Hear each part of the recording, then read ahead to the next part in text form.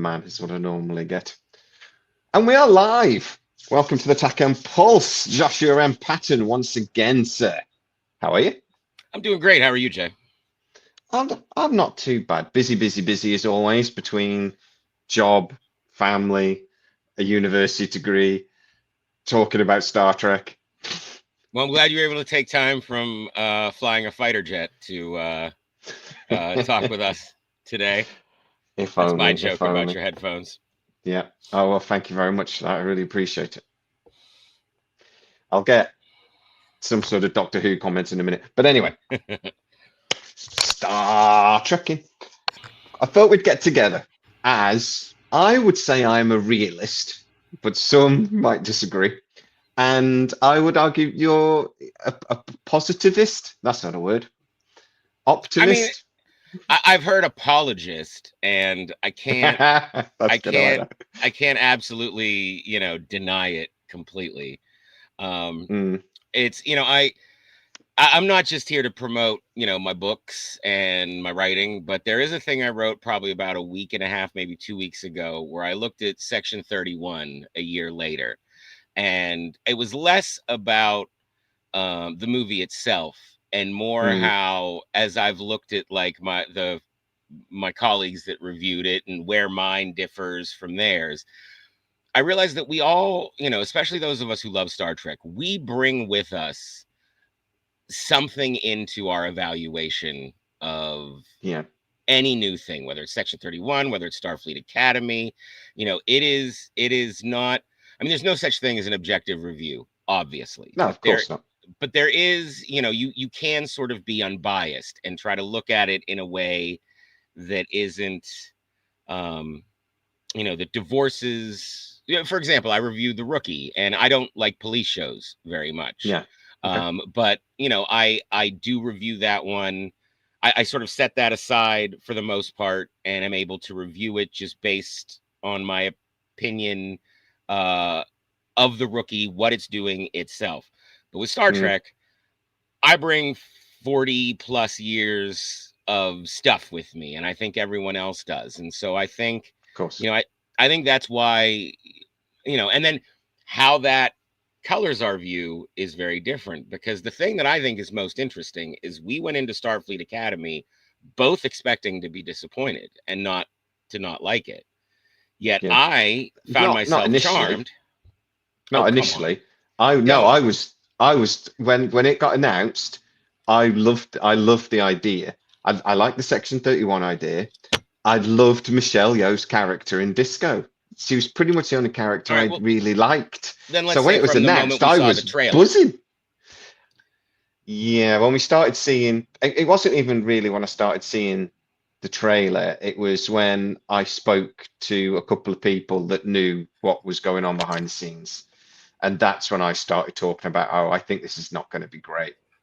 And I know somebody that was sort of involved in the production in a roundabout sort of way. Hmm. And again, they told me, and actually they saw an early version of it, and they said, you're not going to like this, and sort of explained to me why. And I was gutted. Emperor Giorgio was hands down my favorite character in Disco. Every episode she was in, I could watch basically. And I didn't love Discovery. I loved her.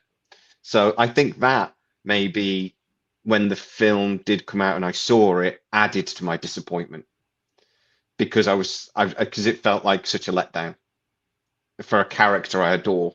You know what I mean? It's like, so that made it even worse for me. Yeah.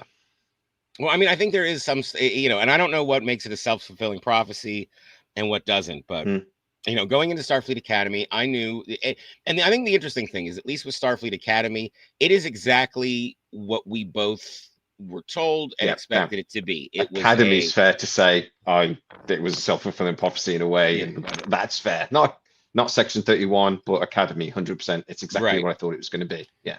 And the difference is that something about watching it, I was charmed by it, and you were like, Yeah. there it is, exactly what I thought. Academy. Yeah. So, and like I said, I think that it is 100% what they promised. It is a youth Hmm. focused show that was aimed at primarily at people who don't know you know, their Tellarites from their Talaxians, and Yeah. you know, it so I think and again, I think it wasn't even like, maybe you could call Section 31 a bit of a bait and switch, because Hmm. you know, it could have been called anything, I Yeah, it think. had no Star Trek in it at all. Yeah. Well, it had Star Trek. It just did. I don't think it had anything that really justified Section 31. No, I say there was no Star Trek in it, in that there was no Star Trek ships. There was no Federation. The ships we did see were not like what they I should mean, have been. Rachel Garrett was a Um, character. You kind of don't get more yeah, but she Federation wasn't. than a future captain of the We Enterprise. never saw him in uniform or whatever like that. Sure. If you, it was like having Star Wars without a lightsaber or something. The stuff that was Oh, you mean like that you were Andor? the, well, true, but a lot of the starships and things were in it, and they were of the style. What I mean is, you could watch Andor with the sound off, and you would know it was Star Wars Yeah, still. that's fair. That's You fair. could watch Section 31 with the sound off, and you'd have no clue it was Star Trek. You know, it's like that's the thing. I think the style was completely alien to to what what Star You Trek mean it was fans. a strange new life form in a way that, I mean, The whole thing was just different. yeah. We'd never seen anyone in an exosuit like that. We'd never seen. It's like the starships that we saw of the Mirror Universe. They should have been Federation style starships. They weren't, which is strange. Every time we've seen the Mirror Universe, they've been Federation style ships. Well, Um, and you know what's interesting is, like, I look back at like what, and again, I know a lot about what happened behind the scenes and why things were like that. And the reason mm, the Mirror Universe ships look just like the Federation ships is because they didn't have the money to make a whole bunch of new ships. yeah, You but know what I that mean? became canon, Of didn't it? course, of So course. yeah, they But stuck kiss stickers on the ships going. but that gets to the thing that, and this is perhaps my biggest gripe with the people who cry foul with canon, is that Mm, there is the canon that, you know, what we are shown is canon. mhm. But some people think that means that if we weren't shown something, that it is not and therefore never could be canon, which I think that is utter nonsense, because, you know, of Mm, course, you know, like the idea of those Klingon ships from Discovery, the like earlier version of the Bird of Prey and things like that. Like, yeah. just because we didn't see those Okay. before doesn't mean it doesn't exist. Yeah. Did we You see know, any Klingon ships from that time period? And they looked like the Romulan bird of prey, didn't they, from the original series era? Did we see I any? We did an in Enterprise, which would have been before it. Sure, sure. Which again, but same reason, they didn't have money like that. You know, that's why the Yeah, Excelsior model showed up in the Next Generation all the time. It's because that's what over and they over again. had. Yeah, they had the model. Yeah. Um, you know, but all this to say is that, you know, I think that's part of the reason why Starfleet Academy is in the 32nd century where they set it, because it it did allow for everything to be new, and for there to Hmm. sort of be little, or at least less of that argument of like, oh, this isn't canon, this isn't what it's supposed to be at this time, Yeah. you know. And you know, you know, certain things like the look of the Athena, didn't love it at first, kind of grew on me, absolutely kind of grew on me. Yeah. um No, not for me. I hated it at the beginning. Hated it more at the end. I just, it for a couple of reasons. I just think it's ugly. But I think from a with my Star Trek brain on, when I see mhm. starships, I can see the functionality of certain things. Um, I know they then like create science to explain some of that functionality when you look at things like the D's book, the manual sort of thing that they invented. But I look at the Athena and like the wing sections and things, and I think these are supposed to be aesthetic choices because I can't see what a functionality behind them. But for me, it's not. I think they've gone, oh, it's Athena, wings, style, Romany sort of designs, have an atrium and all this sort of thing. And I'm like, I don't, I can't connect the dots on that one for me. It's just an ugly ship. I don't understand why the Athena, most of the ship would stay in orbit and then the atrium disconnects and come down. I'm like, why would you design a ship like that. It just seemed, The same again, it just reason seemed that the strange. Enterprise saucer section can disconnect from the rest of the. But it's not though, is it? Because that is sort of like an escape pod thing, or to increase the battle capability of the vessel. Well, I mean, The Enterprise, the source section isn't designed to land. Why not build a teaching facility on the ground and a starship in the orbit? Why do this thing see where it's now sort of both? that I think that is why wouldn't you if you were an academy for space cadets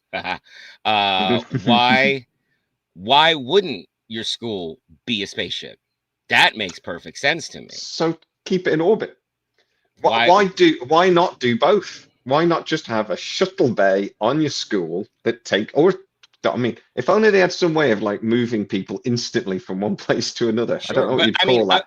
So sure, but I just why have a not? spaceship. It's like Why not have this? I there is no reason not to, other than that for some reason you think that's it's not it's the way it should unnecessarily be. complicated. In fact, it's the opposite, because your school, like, you have the shuttle bay and then you got to shuttle them up, or you transport where, Yeah. the school just, hey, batten down the hatches, the school takes off, links up with the ship, and you're still in your same classrooms.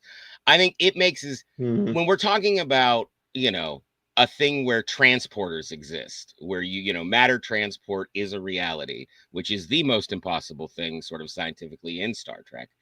Uh, Mm.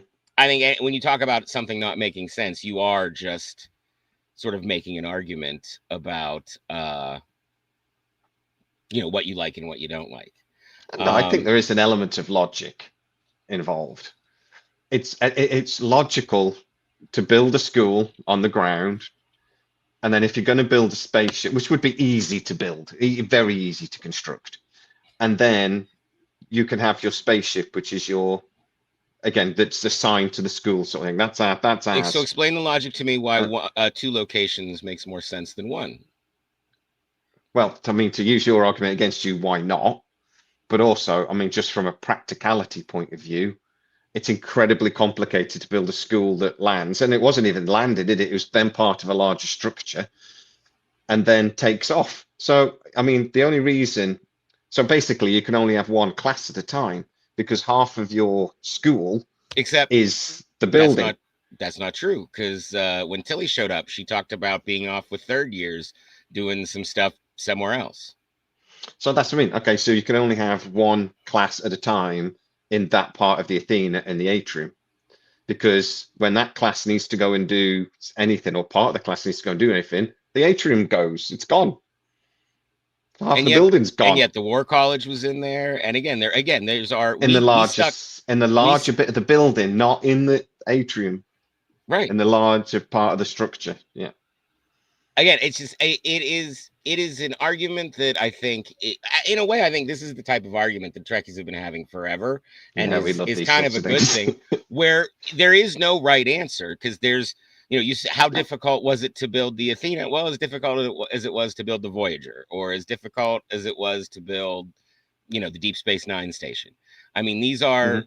these are arguments that there is no right answer, and it's the type of things that we're supposed to discuss, and like the things that Mm. we've always argued about. Yeah, So, it you is know, fun, let's be honest. yeah, absolutely, To absolutely. I argue. could spend another hour. I could spend the rest of this hour uh, going over why I think the Athena makes sense. Um, Mm. but that's the type of stuff. The only thing that I think is where we get into trouble is Mm. where the idea that the one side of the argument or not is wrong, like it's not Star Trek. If Mm. I were to sit here and say, oh, you don't accept the Athena can land, you don't think it makes Mm. sense, well, you don't know what Star Trek is. Like, no, of course not. Yeah. That's ridiculous. Mhm. And I think it's especially, because the thing that I think, you can disagree, and I'm sure you do, but I think that, at least from what I've seen, the feedback I've gotten from the stuff I've written and the stuff I've seen mostly on threads, weirdly, Mm.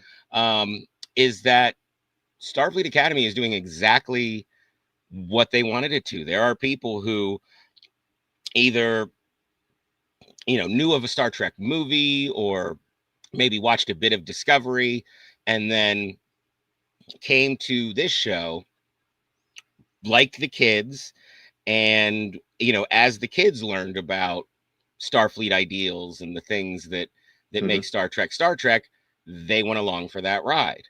I mean, there Oh, were 100%. Yeah, I agree with you. The comments I I get is this has got a new energy. This has got a new direction. I like, the people that like it seem to like it for those reasons. Yeah. and after episode 5 came out, I saw a lot of people talking about like, oh, I'm going to check out this Deep Space Nine. hmm So is it working in the numbers that Paramount wants? I don't know. I mean, not quite, I don't think.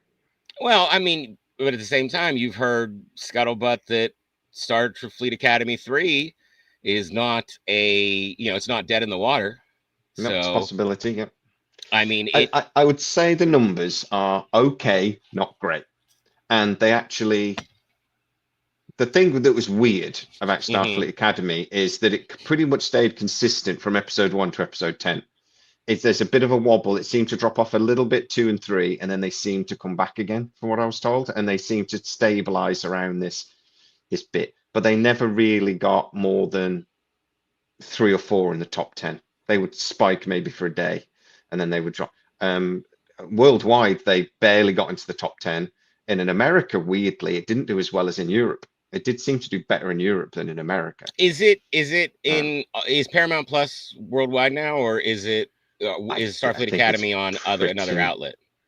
No, it Like, went in the UK, Europe, it's Paramount Plus. We've got our own. I think pretty much everywhere that it's existed, it's not in every region, but it's pretty much international, yeah.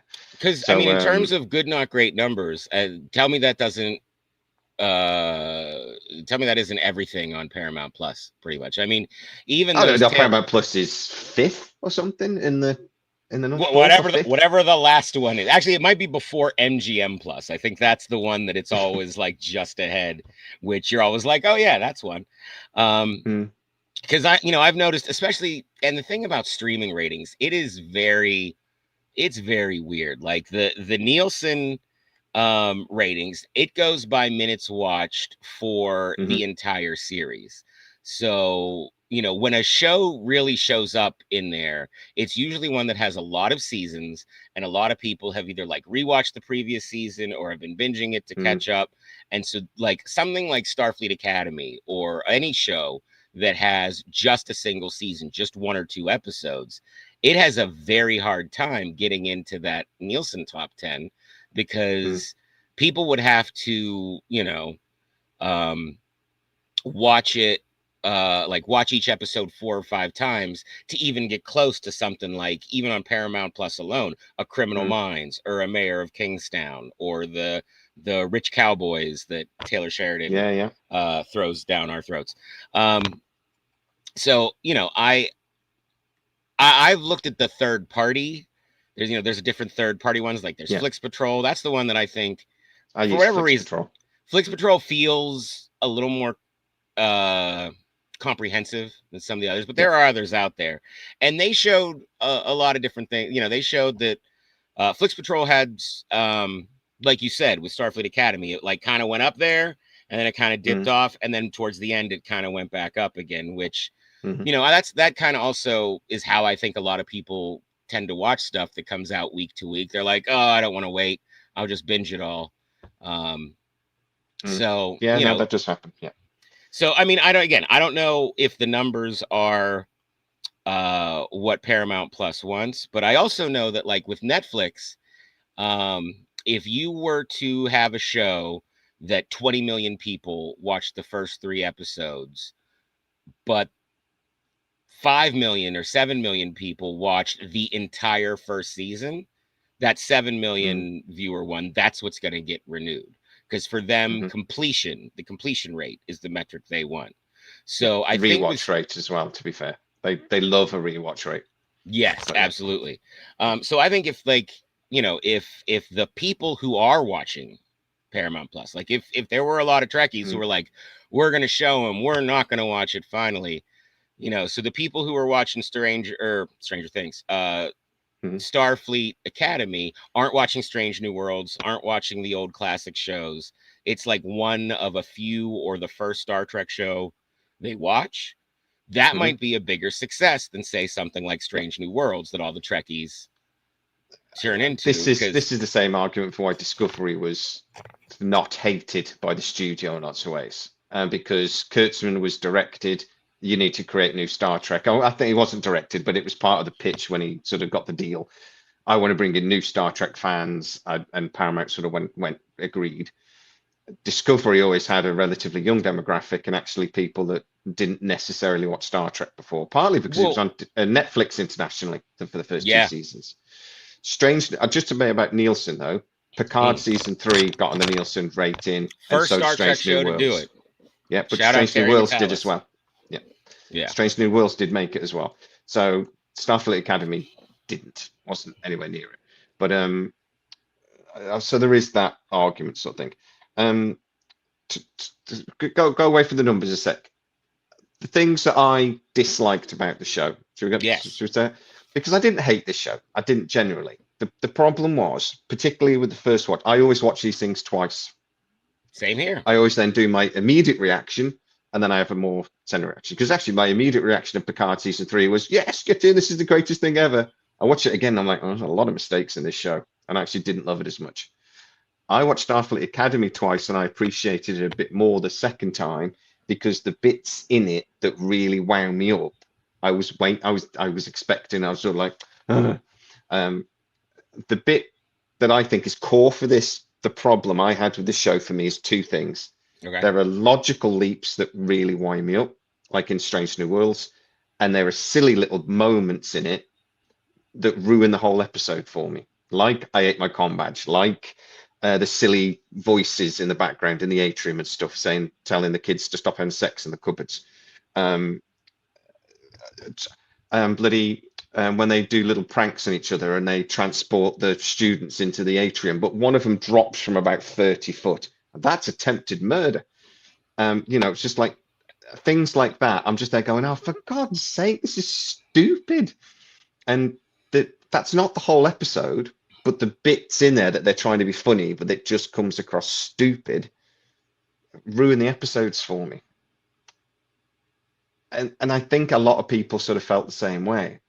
I'm not going into gay Klingons. I'm not going into any of that because I think it's a nonsense. A Klingon in a dress.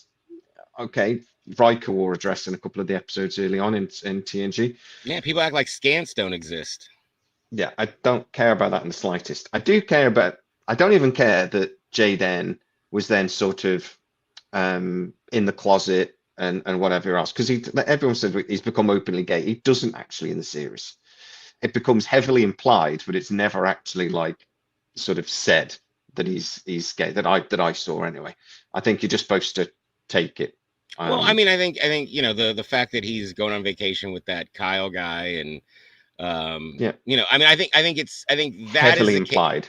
Well, I think that is a case of like in the 32nd century in the Star Trek situation, they're not going to have the big, hey, I'm coming out moment. Like, I think it's kind of just, I think it's not, I think it's just supposed to be automatically expected. The only people it's a shock to is us that there's a gay Yeah, Klingon. but then in that case, don't Um, make a big deal about him being sort of in the closet and sort of not knowing how to sort of do. I'm not going to say he was embarrassed by it because I think that's unfair, but he definitely doesn't know how to deal with it or whatever. well, So I mean, don't make a I big think, deal about that unless you're then going to have the payoff of I think him coming I out think sort of that's thing. sort of what all of the cadets were going through, though, because you go Yeah. to college, you discover who you are, and I think that Hmm. people are the thing with Jaden and the not being in the closet, as it were, and coming out or whatever. I think that was more of an internal thing.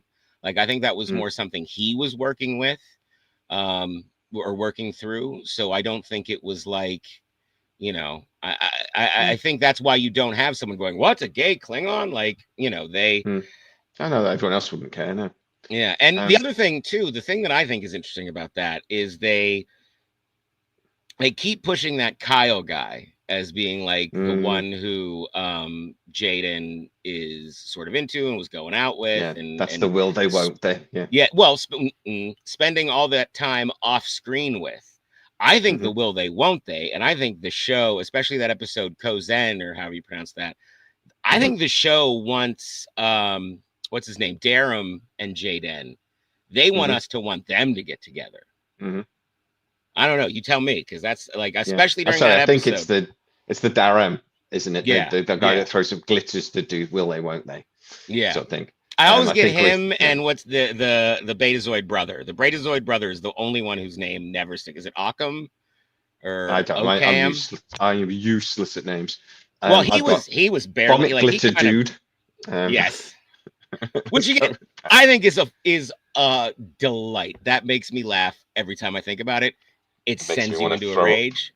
Yeah, it makes me Throw want up to throw glitter. glitter. Throw up glitter though. Yeah. I just think that's stupid. But yeah, there's a lot of bits in this that I just think was stupid. Let But me there ask you were. this. Oh, Go for it. I was just gonna say. Let me say. So, the back half of the season. The two things I think I both want to know is one, your thoughts on the Tilly episode, like how you felt about having Tilly come back, and the final two episodes, because I have some thoughts about the final two episodes about what it was building towards, but I want to hear where you land on them first. Um, I'm not. I was a bit I liked Tilly's character, so I was okay with that episode. It wasn't. There's a couple of episodes in there that I would say are boring as hell. That wasn't one of them. The episode I probably liked the most actually was where Sam went home and the whole doctor thing. I thought that had a real emotional kick for me. I thought it was a really good episode. Tilly's episode was. That was the same episode, though. That was the same episode. Sorry, yeah. See, there's because it's quite disjointed episode. Actually, there's kind of like two episodes in one there. Yeah, The you're not wrong. the Sam bit of that I really enjoyed. The Tilly bit, I thought, again, was a little bit silly in the way they did the whole play thing, and then I think we were supposed to be emotionally invested in what Caleb was going through, but I didn't care because I was only really bothered about what was going on with Sam. Mm-hmm. So the episode was very disjointed for me, but I think was the episode I actually liked the most. Right. The end bit with the Doctor and Sam, because I'm very connected as well to the Doctor's character, but also because it explained why he was the way he was earlier in the series and blah, blah, blah. I found myself falling in love with the Sam character. I just adore her. I think she's just adorable. So I was emotionally invested in that. I wish actually this is again one of those things of 10 episodes is frustrating because they didn't really then get a follow on from that much. And then one bit she goes, Dad. And other than that, it's not, there's no real more to it, but we may get that more in the second season. So, yeah. No, and I will say again, I'm 100% with you there because I think that what this show did successfully was that it brought like there is a clear progression of the cadets sort of as a group and the way that they become more Starfleety, for lack of a better term. That's because the thing that I like best about the final two episodes was how they ended up on the bridge, how they like did all that stuff, especially in the finale, like trying to figure out the technobabble sci-fi way to get around the mines. Also, Jet Reno as acting captain, didn't know that I was going to love that as much as I did. And but the thing with Tilly, like, I didn't give a shit about what Caleb was going through more so than I was interested in what Tarima was going through. And I almost feel like the episode, again, here I am finally going to criticize something. I think that the episode made a mistake in rooting that episode's perspective on Caleb when really it was about Tarima and what she was going through.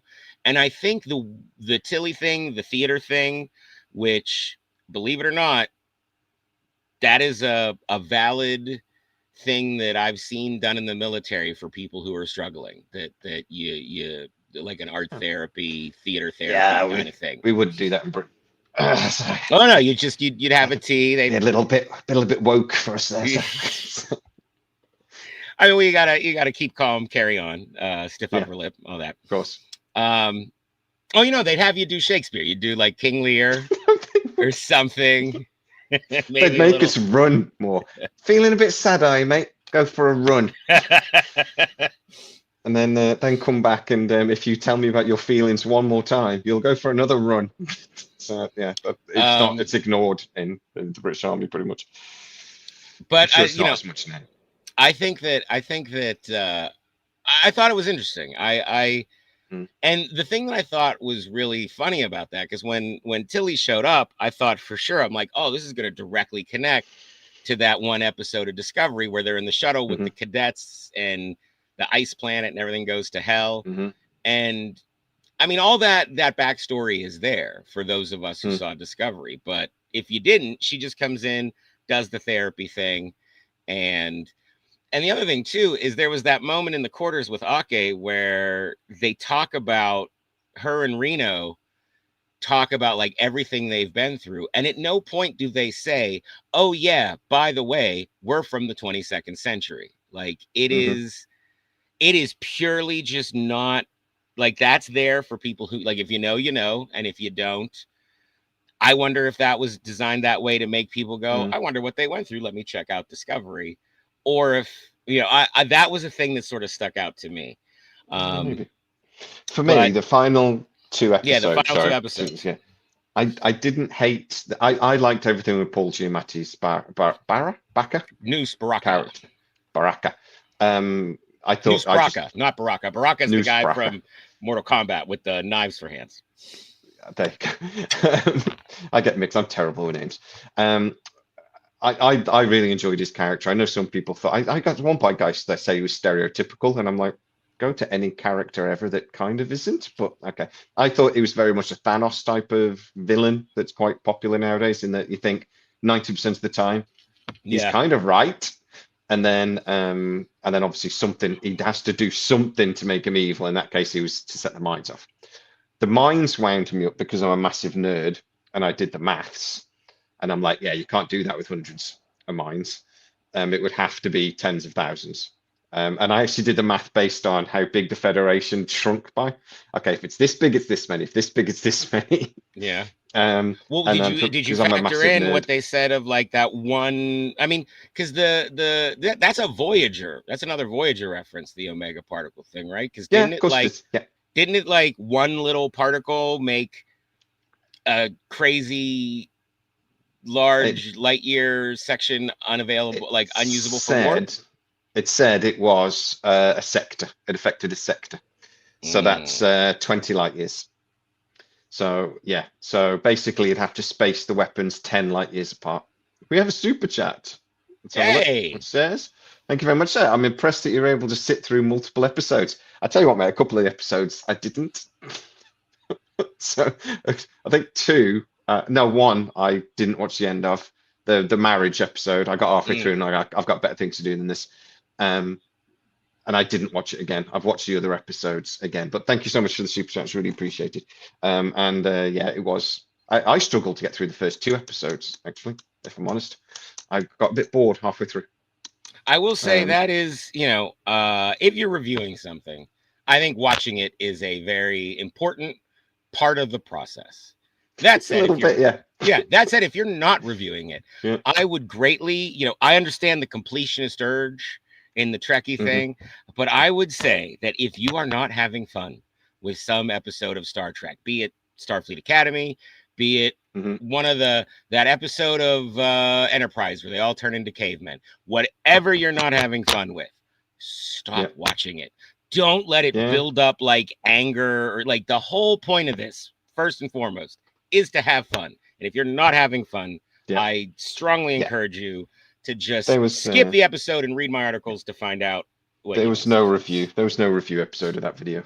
If I don't watch it, I ain't send an opinion on it. My opinion is I got bored halfway through and stopped watching it. And that's the end of my opinion. Well, I mean, that's maybe the second half was amazing. I don't know. But I just it was all right. I mean, that one, I would put that one as my least, not my least favorite, I guess. Like if I had to rank them, I mean, that one was pretty much just about creating a relationship between Jaden and Darum and Caleb and Genesis back at Starfleet. And again, that's interesting if you like those characters. If you don't like those characters, I definitely, Yeah. and that was the episode too, where I was like, we need at least 5 more episodes where every single character in this cadet group gets that kind of attention. You know what I Yeah. mean? Like, Yeah, that's what I because mean. Yeah, 10 episode problem. Yeah. it really is, because then you Mm. can have like your prank episode, or Mm.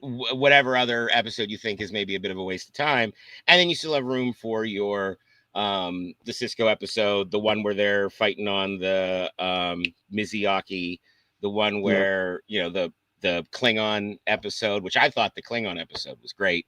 I loved that whole thing where they had a little phony face saving war. Mm. Because again, there's a lot of like real world political parallels that go to that. The idea of kabuki theater in politics. It's like this, you go through this stuff publicly to then privately do this thing. I mean, I don't know. I thought some of that stuff they did great, and then some of the stuff, it really was just very focused on the kids, the relationships. No, Sephiroth, I watched all 10 right there with you. Although I was bless you. cheering. I don't know if you were. No.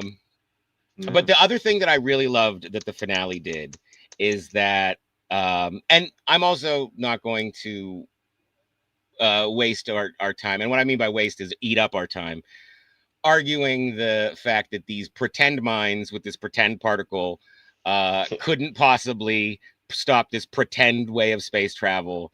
You know what I mean? Like I had no problem with that. They just did the math wrong. I'll tell you what, the only thing that I did go, come the fuck on, guys, was when they were like, oh, the Discovery can't even do the thing that it is very uniquely capable of doing, which is, I was like, yeah, to jump outside the thing. That might set it off anyway. I'm like, I thought for sure that was how they were going to give us a little bit of Discovery. And I didn't think we would get any characters. I think it would have just been out there.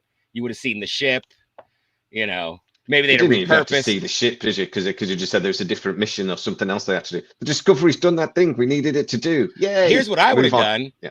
I would have, because the timeline is very fuzzy. I would have had that crisis take place at the same time they were outside of the galaxy with species 10C. Yeah. Like you could have. There were ways to do it, but well, I will tell you one thing. Let me finish my thought. I love that the climax was rhetorical. It was the Starfleet's on trial, and it was about Chancellor Ake admitting some of the failures of Starfleet, and the Caleb coming in and sort of saying what's good about it. Like that, I thought worked really well, both because Star Trek doesn't always have to be shooty, punchy. Yeah. And it really showed that like the arc of the season was that these kids, whether they were skeptical or not about Starfleet, they became true believers. And I am a sucker for that kind of thing. Like I mean, I think that is the thing people often forget about Discovery's first season, is that through Lorca, Starfleet looks bad. And at the very end of that season, once they come back and try to end the war, it's not like they try to rehabilitate it. Again, whether it works for you, it's a matter of taste. I thought that, because people are always like, Michael Burnham started the war. Yeah, she also ended it. So yeah, but she definitely started it. But those huge they were going to go to war no matter what. Those huge logical said. I'll tell you what, the Discovery first season, I call it an abomination. There are good bits in that, but it was just ruined for me by the weird Klingons. It's just things like that hard to get past. Honestly, I'm with you. The Klingon design I did not like, and to sort of correct the record, that isn't Kurtzman. That was Brian Fuller. Brian Fuller was the one who came in and had the Klingon design and all that. And Alex Kurtzman, I think he was maybe a consulting producer or something, and he ended up taking over when they fired Brian Fuller. And Kurtzman is the one who then sort of gave the Klingons' hair back. Kurtzman and under his oversight, That's where Pike came in and the Enterprise came in. The fan reaction, but I mean, Kurtzman was still no. the They wrote and produced the second season before the first season aired. No, the fan reaction was almost immediate because we saw all the visuals and things. Yeah, But it was look, if it was written, the production design wouldn't have been. And those the changes could be made very easily. So I'm not sure I agree with that. And Kurtzman was still involved heavily in the first season. I know Brian Fuller was the main force. He was the showrunner. Yeah, he was the creative lead. Yeah. But obviously Alex Kurtzman's is secret, is the boss sort of thing. So yeah. But it wasn't until 2018 that's when he became the Star Trek guy. And didn't Kurtzman write and I'm going to Google it. He's a co-creator. Direct a few of the episodes. See, here's the thing. I don't know if he's a co-creator or not. Well, remember, Brian Fuller left before production began. Yeah. He earned his. I don't know. I don't know if the co-creator credit that they have is Fuller and Kurtzman together, or Fuller and then Kurtzman came in and changed what he could before they had to start filming. You know what I mean? It's kind of like, you know how Lost. I don't know if you're a Lost guy, but there's J.J. Abrams and Damon Lindelof and this guy Jeffrey Lieber. Jeffrey Lieber had absolutely nothing to do with Lost that we saw. He just wrote a script that was similar enough that he got credit. So that's I don't know if it's that kind of thing or if Kurtzman and Fuller were working together. But it wasn't until after that first season in 2018 that's when Paramount gave Kurtzman all of Star Trek. And I think it's one of those things as well, isn't it? That Kurtzman's going to get blamed when it's bad, to be fair, because he's the boss. But he doesn't really necessarily get credit when it's good because even though he's the boss, he doesn't get any credit for Lower Decks because we all go, but Mike McMahon was the showrunner and that's what he was the thing. Well, Alex Kurtzman is the guy that...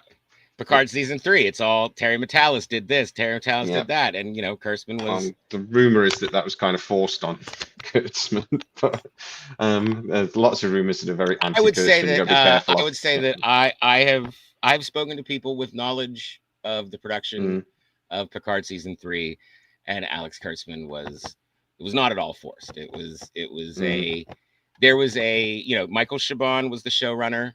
My fellow Pit Panther was the showrunner for the first season. He then left at the second season to make a version of Cavalier and Clay, this book he wrote that never happened, but I wish it did. And that's where I think Akiva Goldsman and Terry Matalas shared those duties. And that's because Akiva Goldsman saw the production through to the end because Terry Matalas then broke off to do season 3, which was, they were like, do whatever you want. And from what I understand, the only person he had to convince was Patrick Stewart. Yeah. I've read Patrick Stewart's autobiography about that, and he said at least when he went into it, he did not want legacy characters and blah, blah, blah. And he did have to be kind of convinced to do season 3. Even though he did, I think he wrote in it, says that I think there was something in the contract that said for the first 2 seasons, they couldn't at all, other than very small sort of bits. And the third one was sort of open to interpretation. But the first 2 seasons, I believe, were contracted. I think that's right. I mean, there was the contract when I think that's what he said in his autobiography. I mean, perhaps, but a while ago I read it. What I think is funny is that the 3 things that he said was that he didn't want to be in a captain's chair, didn't want to be in a Starfleet uniform, didn't want to have any TNG characters in it. And in the first episode, he is in a Starfleet uniform, sits in a captain's chair, and there's Data, and then Riker shows up, and then there's Bruce Maddox, who is not the same actor, but a character from, the Captain Picard Day banner is in the first episode. I mean, it's, I don't know. We can go back and forth about the who's a fan, who isn't a fan. And I would just always say that Nicholas Meyer had never seen a Star Trek before he started working on Wrath of Khan. Made perhaps the greatest movie Star Trek ever had. Yeah, right. And Terry Matalas was a huge fan. Did they see that stories about what you want to do after was it 12 Monkeys? And he just wrote, and he was it the header of the email, Star Trek. And he just sent that. Apparently. I actually think if I was thinking about this earlier, I'm going to do a video talking about legacy, and so I've been reading all about what Terry Matalas is up to at the moment, and I still think legacy is possible. I think I'm it'll not look saying anything. different to what we expected. I think it's very possible. I think Metallus will do it if he can make time. And what Well, did he say in one interview? It would be interesting to see it a few years down the line. yeah. Well, Which I is, know that look, Vision Quest is done and it's about yeah, to air this year. I think it's a one-off as well. I don't think it is yet. As most Marvel shows are. I think it's a Yeah, one-off. it's a one-off. Yeah. I know there's a writing a Magic the Gathering thing that has been in. You know, I don't know what's going to happen with that. I mean, there was another thing that he did. I don't know how far this got across the pond, but there was a Disney thing called Escape from Witch Mountain and Return to Witch Mountain. There was going to be he wrote something about that. I think it was with like Bryce Dallas Howard was in it. And I think he wrote a pilot for that. That ended up not going. Yeah. And then there's also this movie, a remake of this 80s film called Enemy Mine, where these two like the human and an alien land on a planet. It's I can't remember the Darmok and Jalad Tanagra. It's that basically. It's the same storyline basically. Yeah. So is the Bewitched remake still happening, or has that been knocked on the head as well? Oh, I think that's long. That one that's gone as well now, is it? But that was Sony, wasn't it? So he's doing stuff, but I think that he could be free. The circumstances may align, especially with the way this new Star Trek situation is going to go, which I think is a fun segue to get into talking about what we think is going to happen. I think we'll avoid the rumors, like we said, because there's a lot of confusion going on, and I think it's come down to what I keep saying to people over a year. I'm not actually sure they've made a definite decision. I still think there's an element of money and getting down to the mid. The way I understand at the moment, the rumor is there's sort of a broad agreement in place, and they're getting down to the nitty gritty of deciding what to do. And I think basically Alex Kurtzman has sort of alluded to that. There was an interview, I believe it was with Trek Movie, probably. Yeah. I think it was Trek Movie, might have been The Ankler, where he talks about. I know it was Trek Movie because it involved the Warner Brothers thing. He said that the conversations were happening. He's like, but they just purchased a new studio, so obviously people are busy. And I think that absolutely has to play a role, because I don't think anyone saw this Warner Brothers thing coming, at least inside Paramount. You know what I mean? And we've talked about this sort of between ourselves, but I think that it's, I think that there is a situation, or there is a scenario where they keep Secret Hideout, Alex Kurtzman, and the shows and characters that he's done in the fold.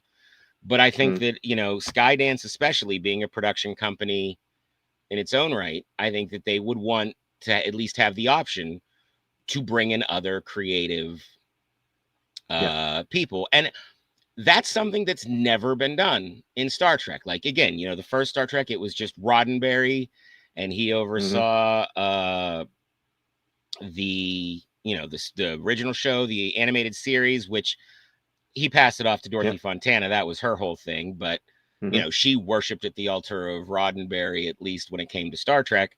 And then, the start of the movies, the start of the TNG. And then you had Harv Bennett overseeing the singular voice overseeing the movies. And then you have Rick Berman overseeing everything else. Now you have Alex Kurtzman. I would really like to see what Star Trek would look like without just one overarching producer. Like, what would it look like if you had Alex Kurtzman doing his thing, maybe Terry Matalas doing his thing? I forget the name of the guy who wants to do the Archer show, but right, I can't remember. Tiller Spillman, or something like that. Something like that. But have these different people doing these things, and of course, and then maybe have more like a Kevin Feige sort of person. Like, I think somebody at CBS Studios. It was some Skydance person. Maybe even what is the name of the guy who's in charge of the TV thing that they're like, oh, he's a big Star Trek fan. God, I can't remember. Somebody his would name have to either. keep it consistent, wouldn't they? Right. And I And just don't make think. sure they're not stepping Yeah, on toes, but also giving yeah. them the freedom to kind of do what they want. I think that Mhm. would be a very exciting thing for Star Trek. Though I will say, I think especially if this Warner Brothers deal goes through, we will not see another Star Trek movie in the theaters again. Oh, well, the one that's in development, I thought that was already been announced. The plan is to put it to cinema. Oh, there's No? one in development. Oh, well, then that must mean it's definitely going to be filmed and released, because they wouldn't say there's a Star Yeah. Trek movie in development. And, Mm. I mean, Oh, remember how Sweet From excited we Bones were? is right in it. It's gonna be Remember how ace. excited we were when Star Trek 4 debuted? And, oh, yeah, that's right. Or the Quentin Tarantino Star Yeah. Trek movie. Remember how much fun we had? Oh, I'd have loved to have seen that. Well, they've Um, said it's said it's in development, and they've well, cancelled the other two. So I think we would. I think that will go to cinemas. well, But because I think let me that's going to be the restart for Star Trek. I suspect is the I plan. mean, it might, but let me explain my thinking. And there's gonna, I Yeah, think go for there, it. I don't know if it's today or Monday, but there'll be an article at CBR where I talk about it even more. But when it was just Paramount, if you look at the sort of like IP, intellectual, the intellectual property that they have, their biggest things that they own. Hmm. Yeah, It's not yeah. wrong. I mean, well, I think you all would be. Ben Stiller is a very big original series fan. I don't know how he feels Hmm. about TNG and all that. And I bet you, especially if we gotta, if he tries to do some Severance stuff with Star Trek, I think people would not Oh God, no. I don't. I like like it. Severance, but it's very much a niche sort of thing. I actually find it a little boring at times. Severance. It's cerebral. You'd have to think Yeah. about it. It's a very It's clever it's show. very much got that Lost thing where it's like they Yeah. are deep in the like introducing mysteries and not really giving you what you need to know. But let me Yeah. get back to the movie thing. Yes, When it's movie. just Paramount, like you have pretty much of stuff that they own, not stuff that they license, like Yeah. Transformers or whatever, or Dungeons and Hmm. Dragons. What they own that is like a huge thing is Mission Impossible Yeah. and Star Trek. And Yeah. Mission Impossible, one of them made $1 billion. I think even maybe two of them did. But the last three flopped hard. And Yeah. there's also no accompanying TV show beyond the original. There was Hmm. an 80s sequel series everyone forgets about, but it got canceled almost immediately. Yeah. But Star Trek is, every series makes money. Hmm. The TOS was the highest rated syndicated scripted hour drama for Yeah. all the years until TNG released, and then TNG beat it. And it's been making money for 60 something years. Right. So yeah.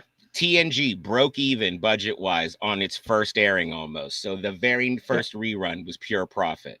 The movies, even the motion picture, which went like $20 million over budget, turned a profit. Star Hmm. Trek was, when it's just Paramount, Star Trek was their single most important, single most profitable franchise in their pocket. So, of Hmm. course, when Skydance took over, a Star Trek movie was going to be a priority. Because the Hmm. challenge then becomes, how do you make a Star Trek that goes beyond just the fan base and gets Star Wars numbers, like gets you $800 million, gets you close to $1 billion. Yeah. Now you got Warner Brothers. They bring Batman, Harry Potter. Is that Hunger Games too? Are they in there? I mean, all these, like Lord Yeah. of the One of those. Rings is in Hmm. there. Even like your Mad Max, and like there are all these different intellectual properties. You got the Looney Tunes, for God's sake. Yeah. And if I you think Warner Brothers, only Disney really come close to Warner Brothers for the intellectual property you're sort of talking about. right. And so and then now let's say that the merger goes through by the end of the year. So the first year that's going to be a Paramount Warner Brothers as a one company is 2027. If you Hmm. look at the film slate for 2027, I believe it's 24 or 25 movies that they're releasing. That's 2 movies a month. And Yeah. that means that Paramount Warner Brothers is going to be competing with itself. Yeah. So that means they're not going to be making as many movies. right. I So don't believe that for a second. so fewer movies coming out, and you've got your DC stuff, you've got your Lord of the Rings stuff. You also got to have your stuff like Sinners and your awards bait, because it's very important for Warner Brothers to get their Oscars and things. Even if Star Trek wasn't a mid-budget, mid-level kind of property that doesn't, it doesn't turn out the 800 million, maybe you make 200-300 million from it, from the fan base. Even if that wasn't the case, there is just simply not room on a schedule for a Star Trek movie. Now, maybe we get it on streaming.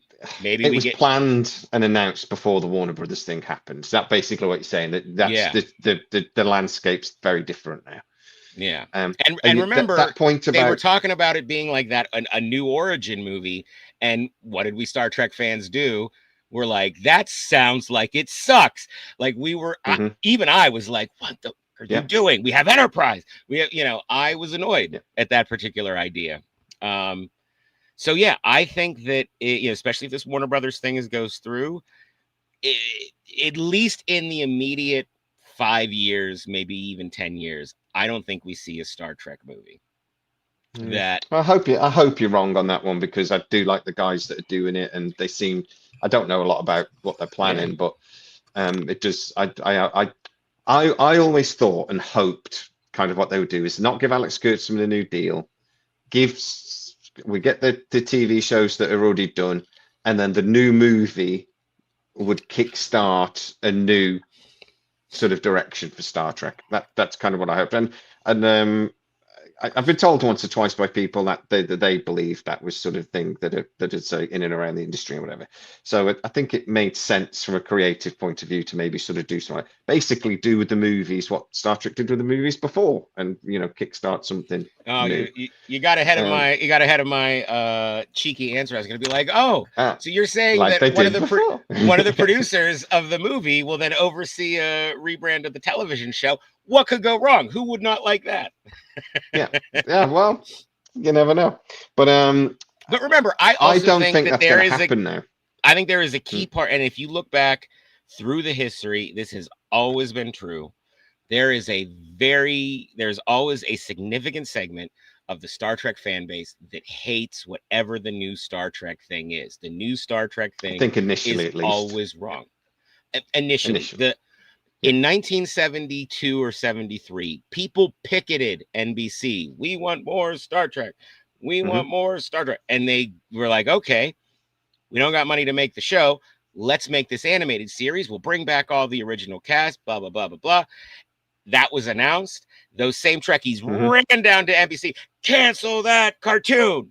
It's an insult. Like they tried to kill it. I know. Yeah, they Firefly TNG. that. TNG. Firefly, same thing. Oh, yeah, they did. Oh, poor Firefly. But TNG. Awesome. TNG, even with Roddenberry involved. Well, they didn't like the movie. That's not Star Trek. In fairness, though, the movie, that's the only one I get, because it was very different. But then they didn't like TNG, because TNG was not like Klingons on the bridge. That's not the way it is. The thing looks ugly. And then Deep Space Nine. Deep Space Nine, that's not Star Trek. Blah, blah. Voyager, what? There's no Klingons. There's no Rama. That's not Star Trek. Enterprise. Well, where's Robert April? He's our beloved first. People are like, who? Never seen.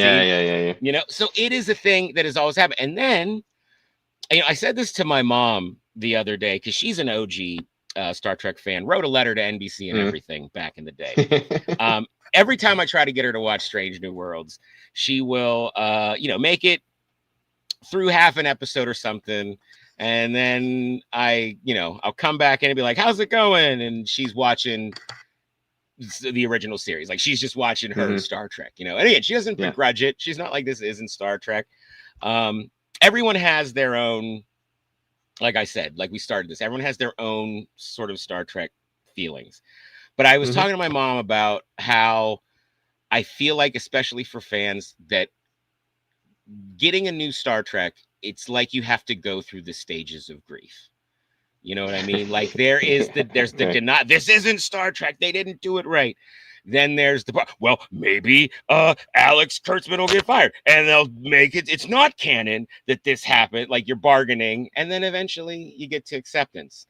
Because I know that when Voyager DS9 Enterprise was on Netflix, on Prime Video, the way people talked about it was very different than I remember them talking about it online back in the day.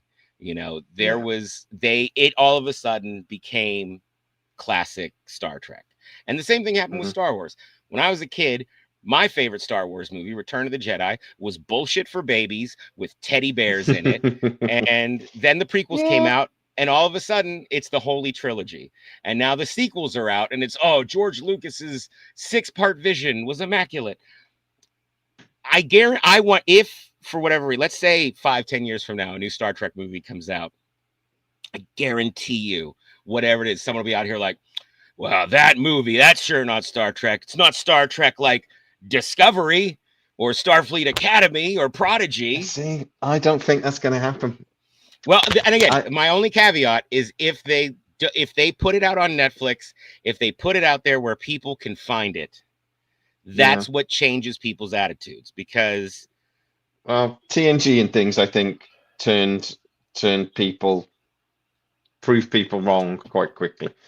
I still think there's an awful lot of division aimed at Discovery, even Strange New Worlds. I actually think it'll be series generally get forgotten about over time. Myself, I still get the odd person coming out saying DS9 isn't Star Trek. I don't even get mad at them anymore. I'm like, wow, they still make you?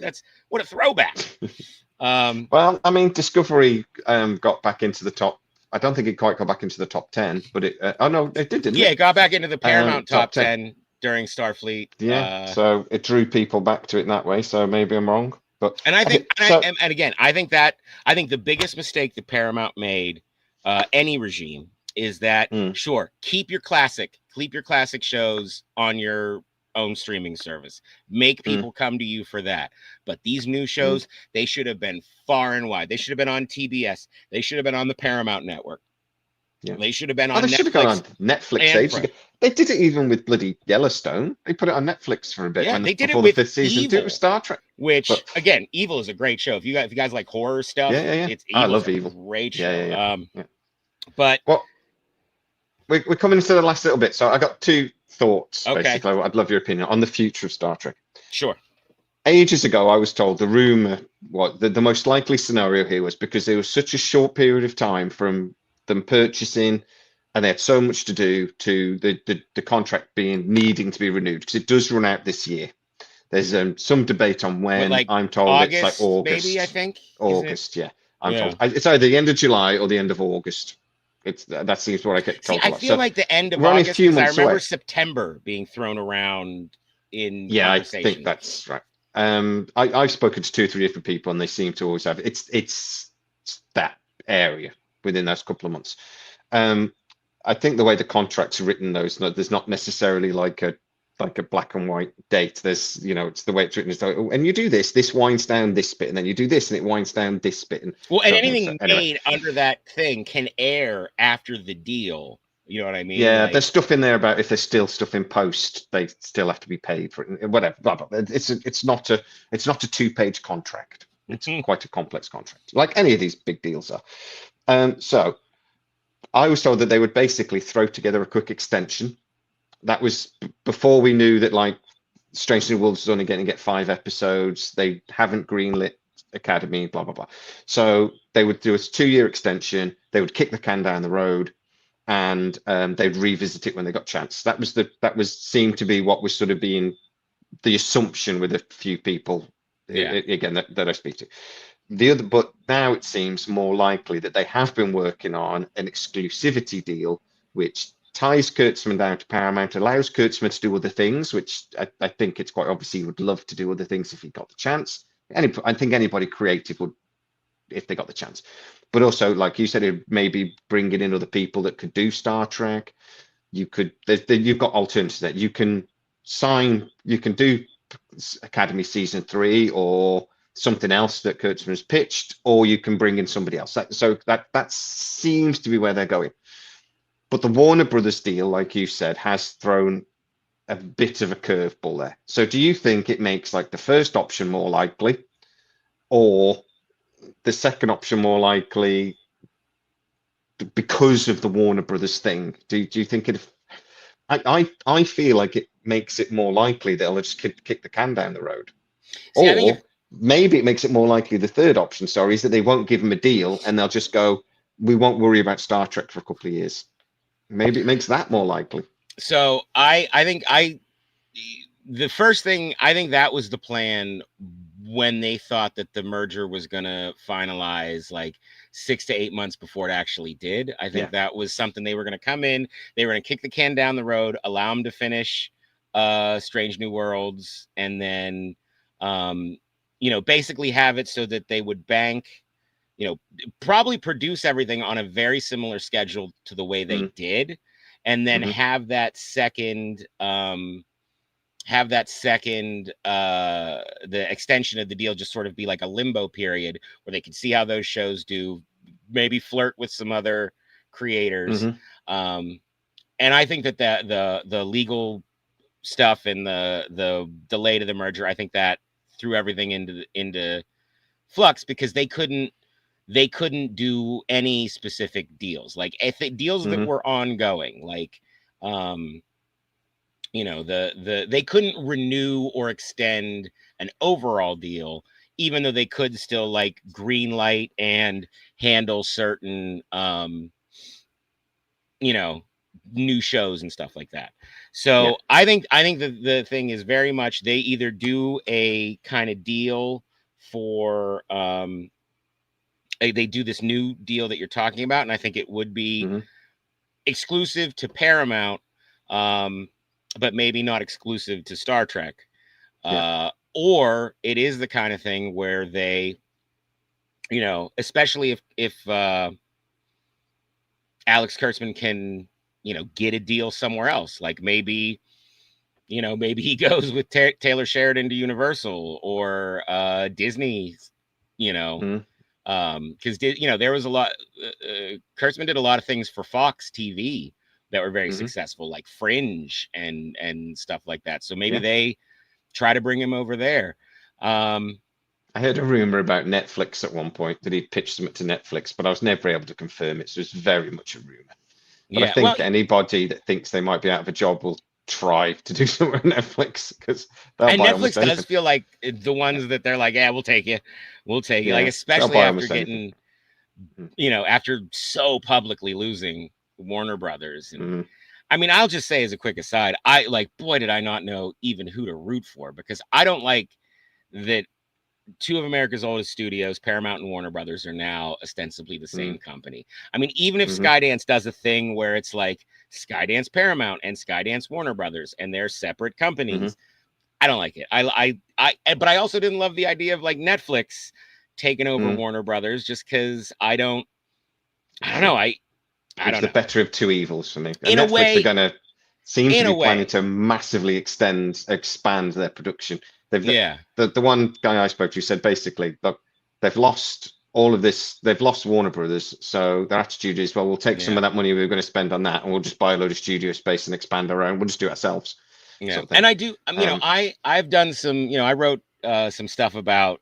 I've been following David Ellison's career for quite a long time, and I think that his association with his father and the stuff that's happening on like the news side of the company has created a very unfortunate narrative, because insofar as we can figure out what is in someone's heart, all I can ever tell about this guy is he is just a movie nerd who wants to make shit. He just wants to make movies and shows. Like, I don't think he cares about CBS or CNN. I think he just wants.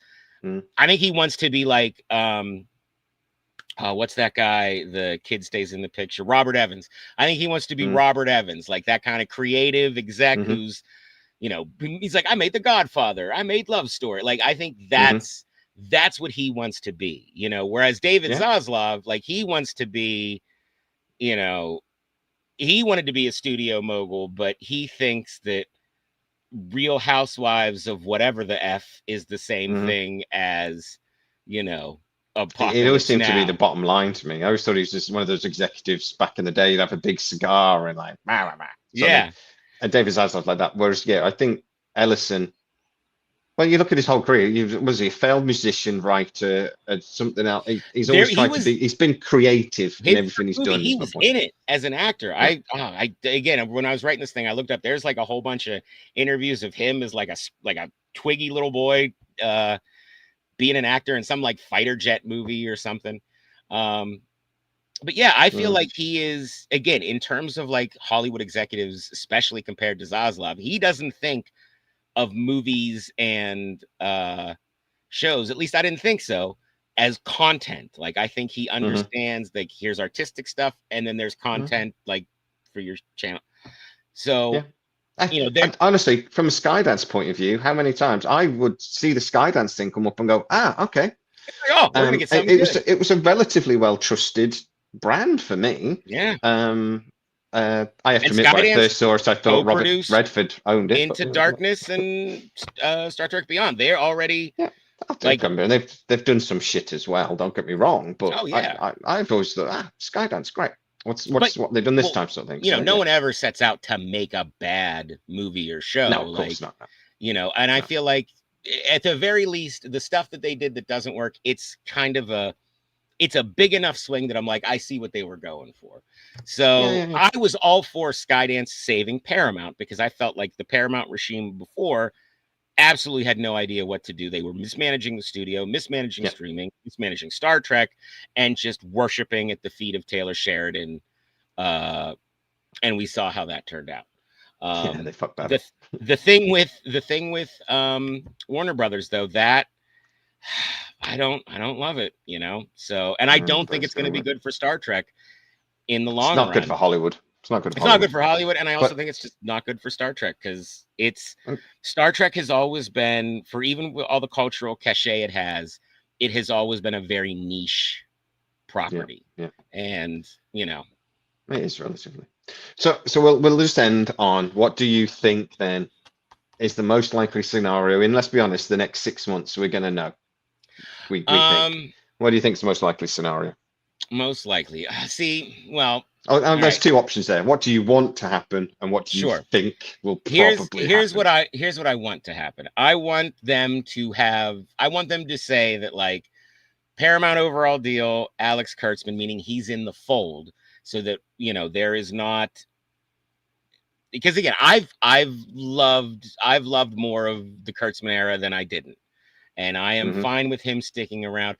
I'm also very encouraging that, like, I don't want him to be exclusively in charge of Star Trek anymore. I think that at the very least, if other voices come in, the fans will be a little easier on him because like you said, he is getting all the heat for everything that people don't like, and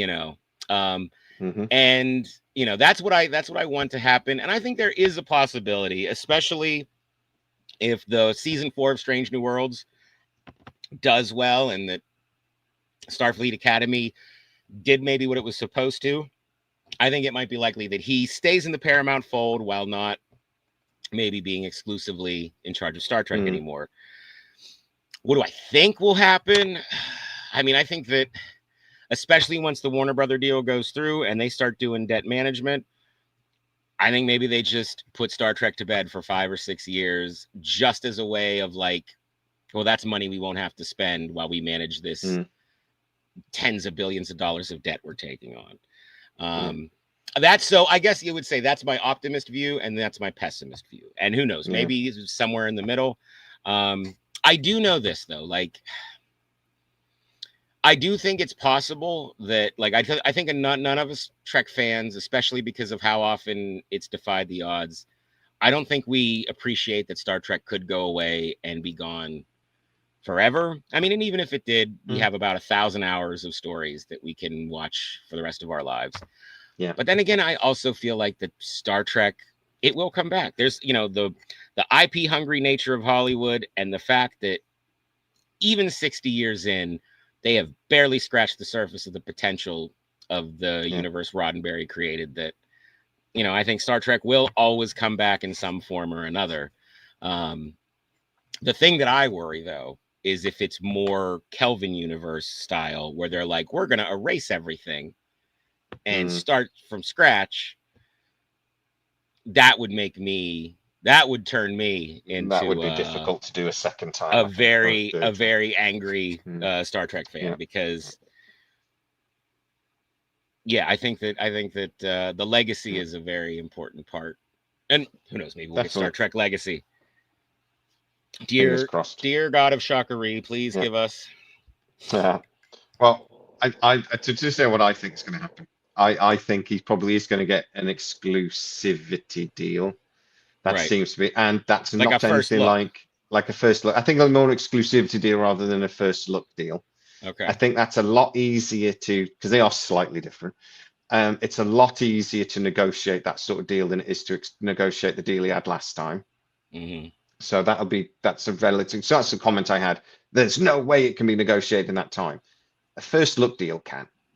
It's because it's not anything like as complicated the deal as he's got at the moment. Yeah. So it's relatively simple. You just got to get the minutiae of getting the finances sort of done, really, because all you're basically saying is for the next 5 years you come to us first. That's really all you're saying, or you can't go to anyone else. That's not that massively complicated. I think that's what's going to happen myself. What I want to happen, I would prefer they severed ties with Secret Hideout. They reverted back to Star Trek being managed directly from CBS Studios. You have somebody, you have an executive in charge, you bring in showrunners for different things. But I would like them to do the cinematic movies and then re-kick Star Trek in 5 or 6 years' time.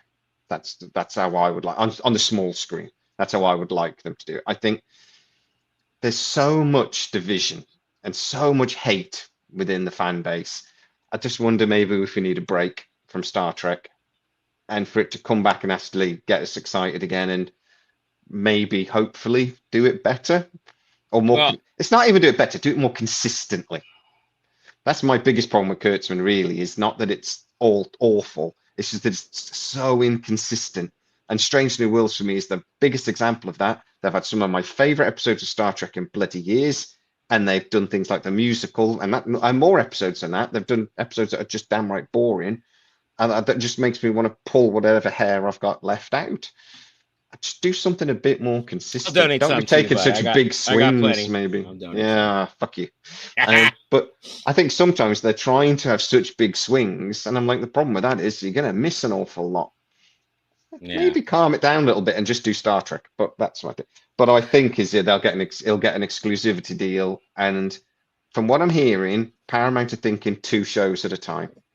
Yeah, I mean, well, I think that's been since like Picard season 3. That's been the. But what 2 shows would you do? Oh, I mean, I would do 2 comedies: the Worf comedy and no. Can I reach you through the screen? No, Joker. I mean, of course, you put me in charge. We're getting Star Trek Legacy, and you know, I would actually, at least for a season or 2, I would keep Starfleet Academy going, just because I think the biggest mistake that they've made beforehand was, actually, maybe put Starfleet Academy aside for a moment. Star Trek Prodigy. We bring back Prodigy because I think it's important. The thing that I think we have to do, that they have to do, is they have to bring in new fans.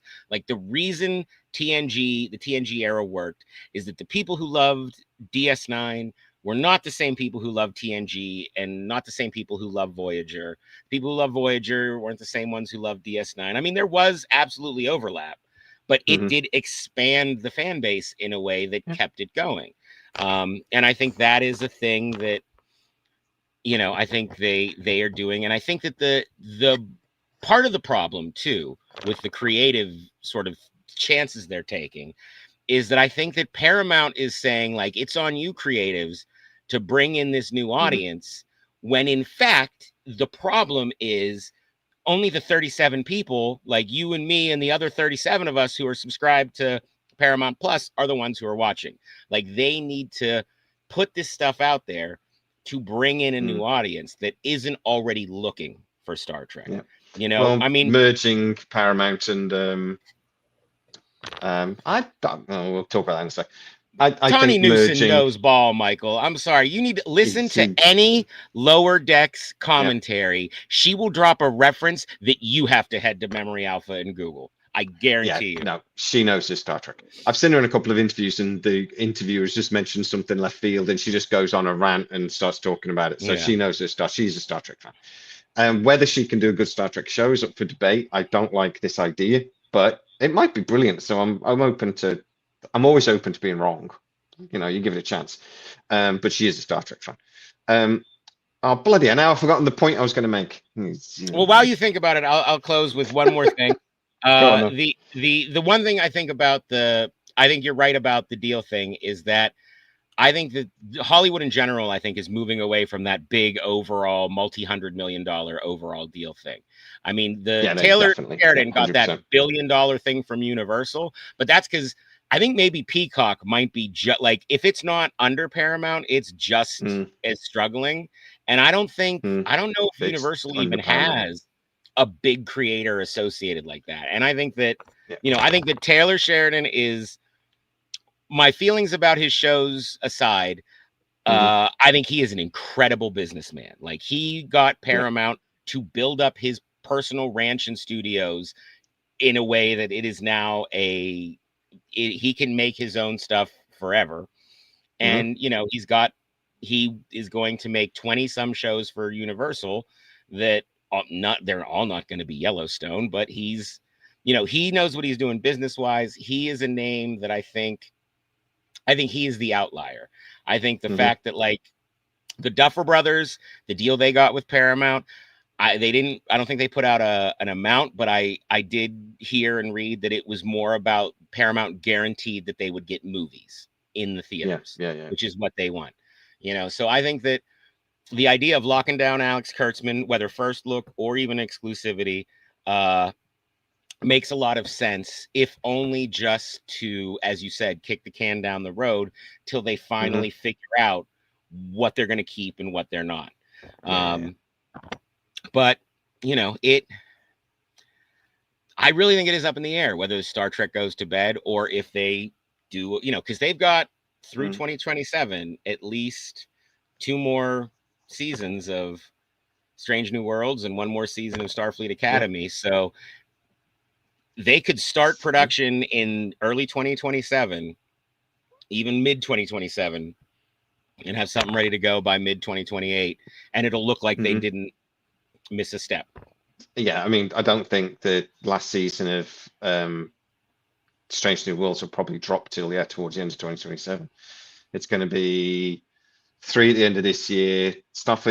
I'm not sure how they're going to drop it.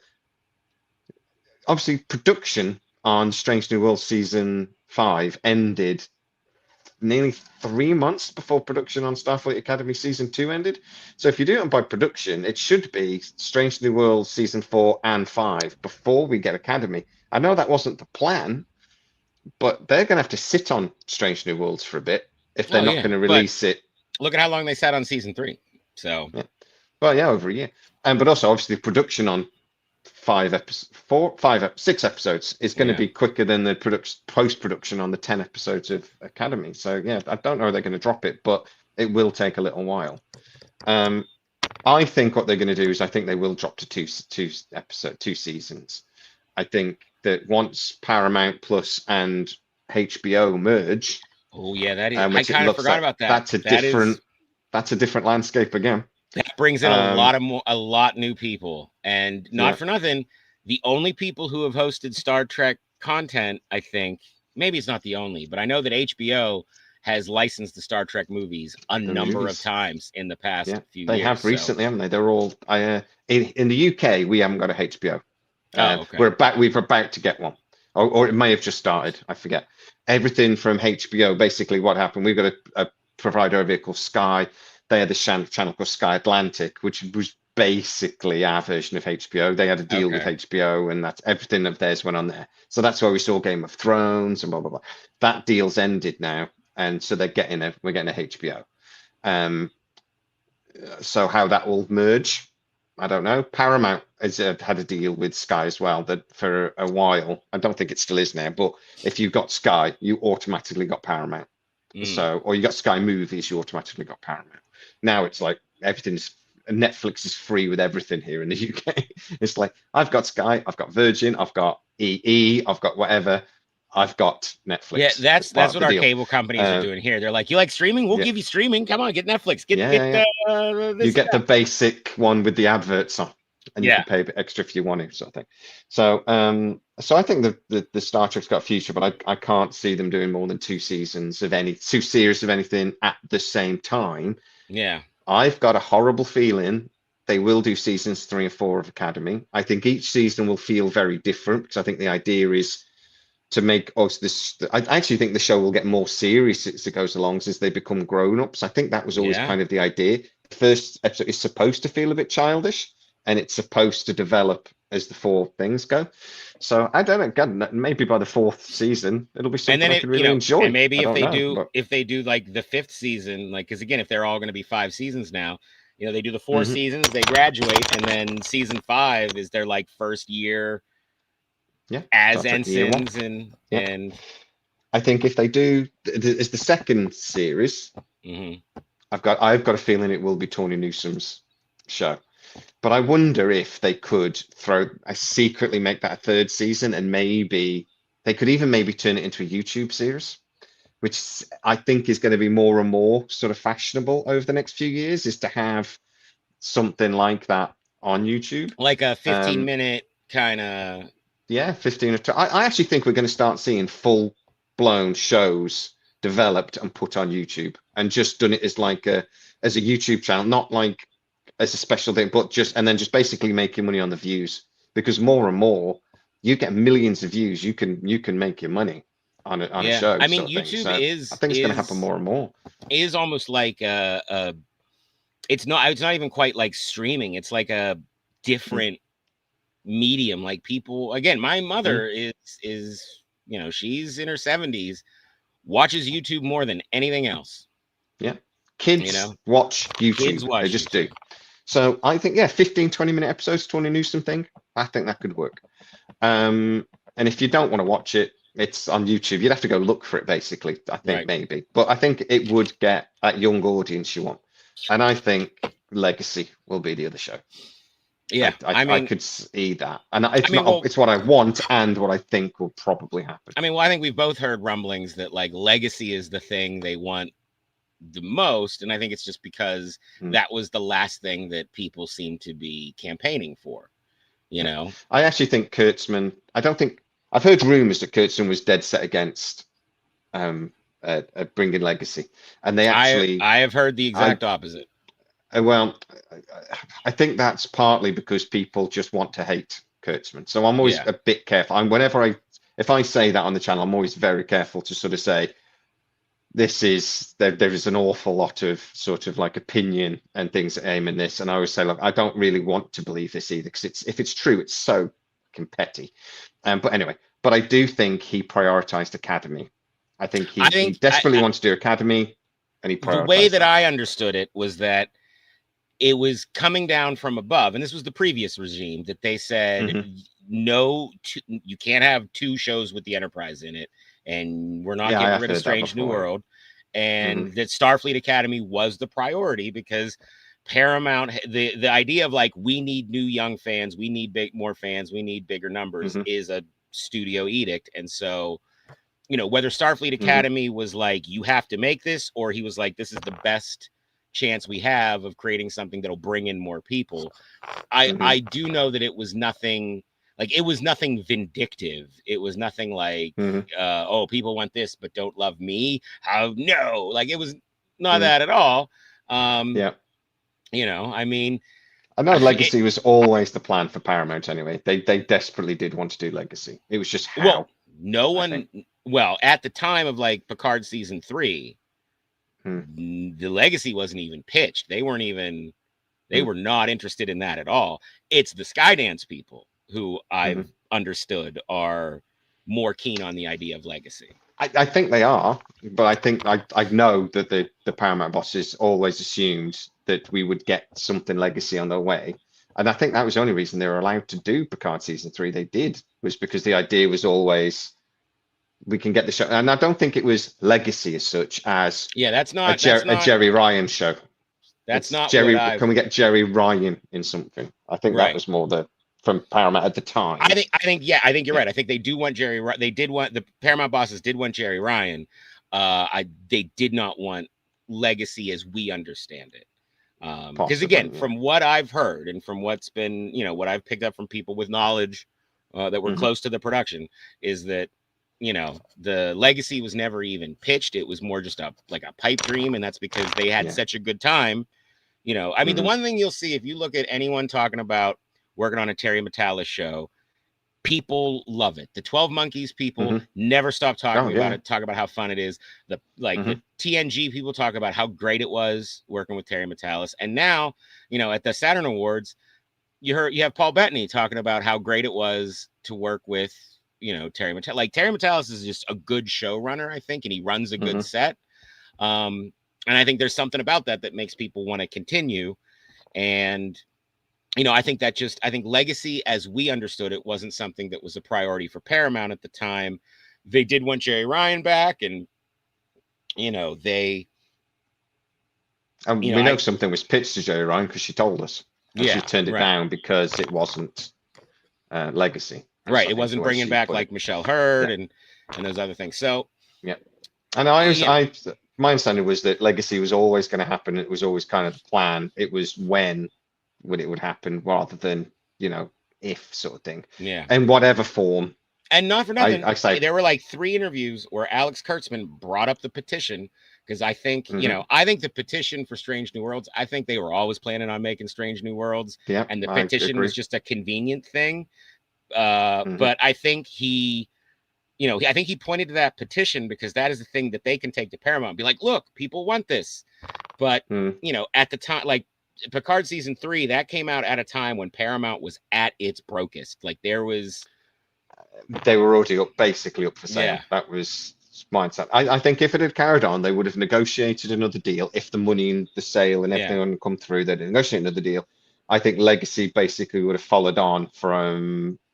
I think they'd be going into production now. They'd have gone into production when Strange New Worlds ended. I think that was sort of the penciled in plan. Yeah, I think that would have been what they were shooting for. And remember, because you have what Secret Hideout wants and you have what the network wants, and those are not always the same things.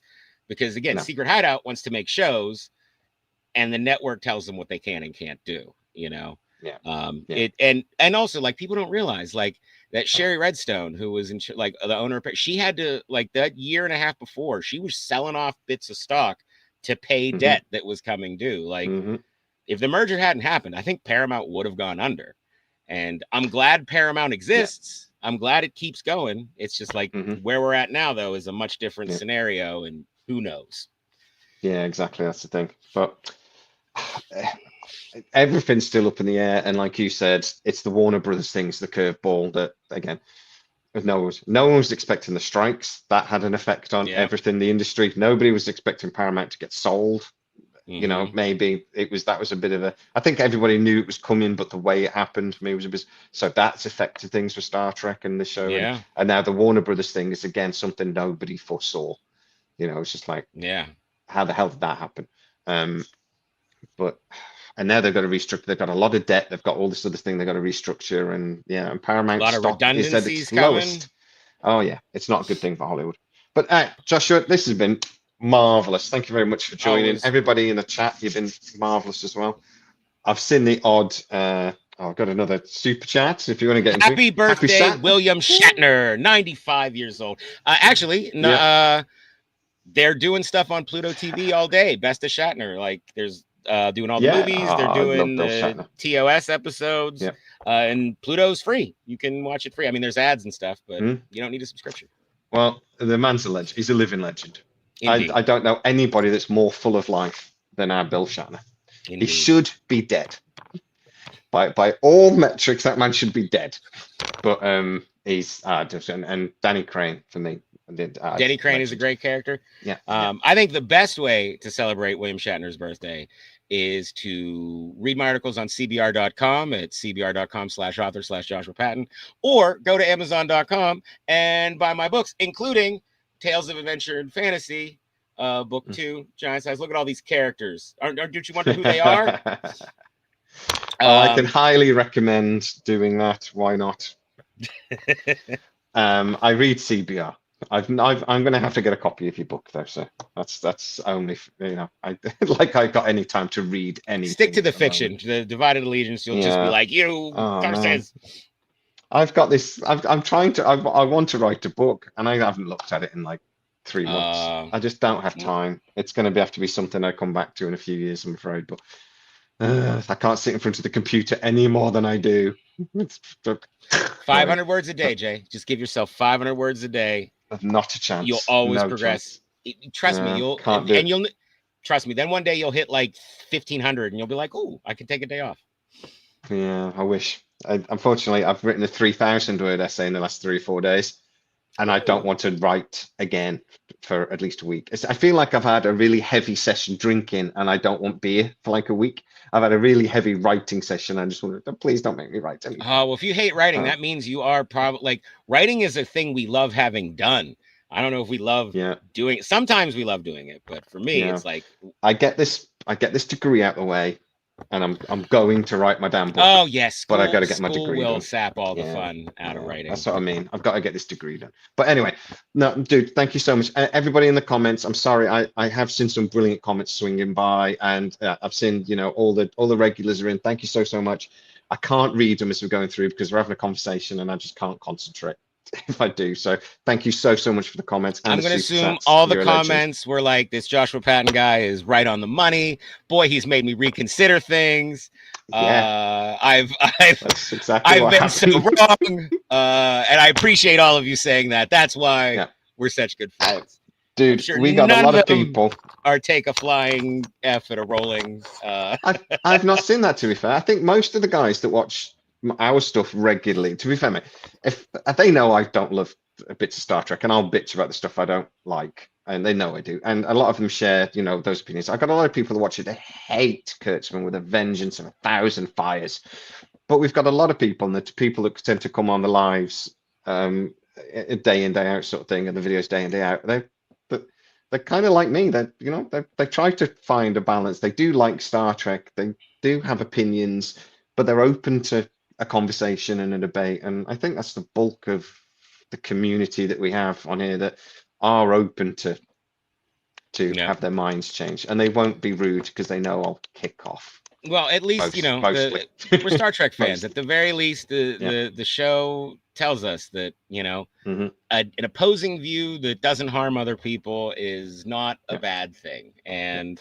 I'm just here to remind you that there are people who have loved this stuff for as long as they've been alive that do respond to this new wave, and right or wrong, it's all opinion, and we're all part of the same family. Exactly. Just one last thing, and then we'll say goodbye. I've seen a couple of the moderators in. Thank you again for helping keep everything clean and tidy, and you're absolute legends. Thank you very much. Josh, we will see you again shortly when we can debate about Star Trek and stuff in the future. And we've got, I think we might have to wait until Strange New World season 4 now in the end of summer. I think it's supposed to be coming. Maybe we'll do a special I don't know, maybe there's a movie anniversary or something we can I'm sure we could just think of an excuse. Absolutely. To be honest. I mean, it's the 60th anniversary. The whole year is an excuse. That's very true. Yeah. Okay, we'll put our heads together. Guys, thank you so much. Joshua, thanks so much. Go check him out, CBR. And we'll see you soon. Thank you, Tachyon Pulsers. Say bye-bye now. We've never come up with what we are, actually. I think we're pulsers or tachyons, or I don't know. Yeah. My old channel, we were side trekkers. I don't know what we are. But anyway, see you guys. Have a good one. Bye.